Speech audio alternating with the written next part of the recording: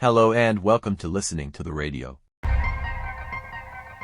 So, heads up, everyone. We've got some interesting news here about a long-standing service for U.S. military personnel overseas. Starting May 1st, 2025, the American Forces Network, AFN, they're making some pretty notable changes to their radio lineup. That's right. We're looking at a report here from UPI dated April 21st, 2025.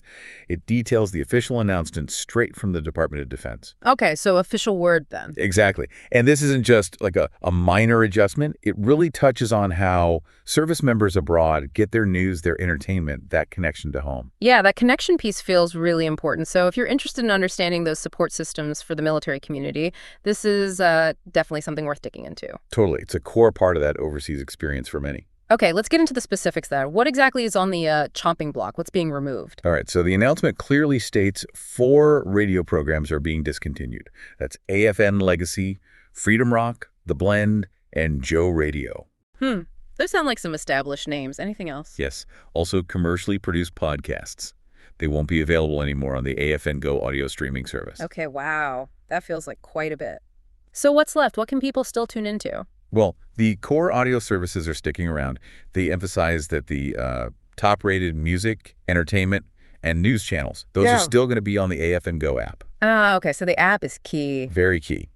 And also, importantly, the 24 AFN Eagle radio stations dotted around the globe, they continue broadcasting over the air. Got it. So the traditional stations are still there for people overseas. Precisely. So, yeah, there are cuts, but that fundamental radio infrastructure remains in place. Which I guess begs the question, why? Why make these cuts now? What's the official reason? The DoD's explanation, according to the UPI article, is pretty concise. To better streamline operations. Streamline operations. Okay. Yeah. That sounds corporate. It does, doesn't it? It's a common phrase. It could point to optimizing resources, maybe focusing budget on the most popular content, or perhaps reducing overlap between the app and the broadcast channels. Makes sense, especially when you think about AFN's history. I mean, it's been around forever, hasn't it? It feels like an institution. Oh, absolutely. It's got an incredible 83-year history serving U.S. military audiences overseas.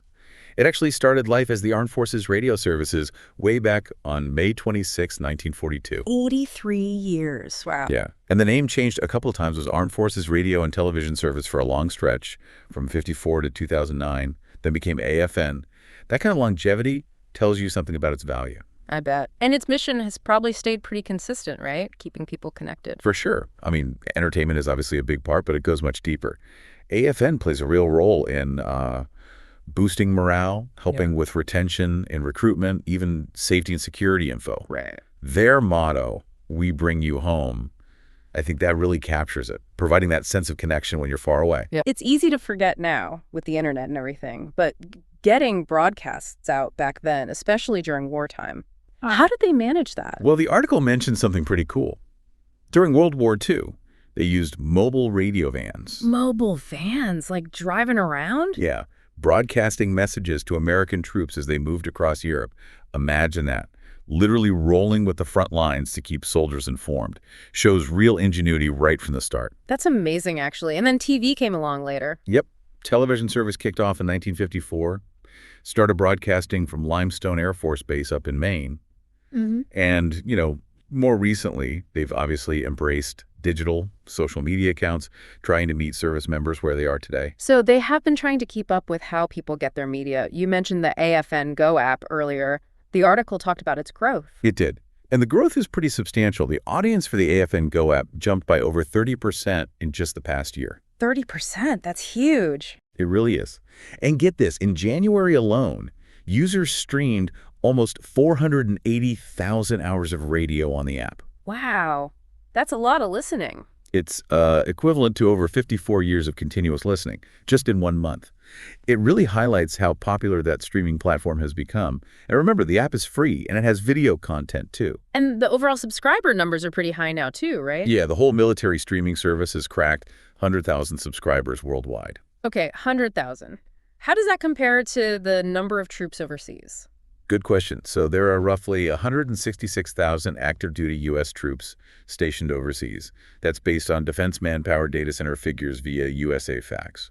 So 100,000 subscribers is, a significant portion, maybe around 60% or so. Right, so a majority are using the streaming service. That definitely puts the streamlining decision into perspective. Exactly. That shift towards digital consumption is likely a big factor in trimming some of the traditional radio stuff. And AFN, it's not just like background music, is it? It's a big deal during major events. Oh, absolutely crucial. The article uses the Super Bowl LIX back on February 9th as an example, broadcast live worldwide to personnel. Keeping everyone connected to big cultural moments. Precisely.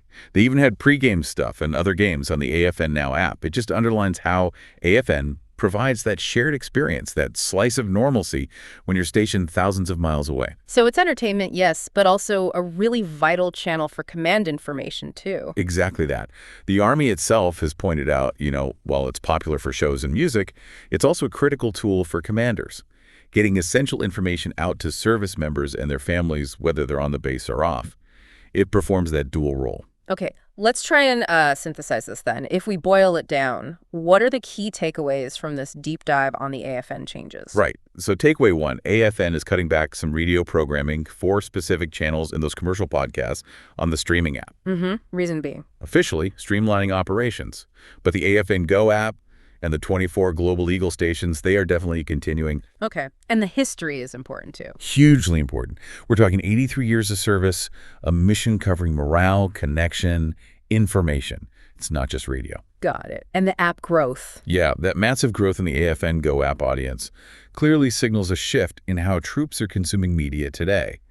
These changes seem to be, adapting to that reality. So for you listening, this really gives a snapshot into how the U.S. military supports its people when they're stationed so far from home.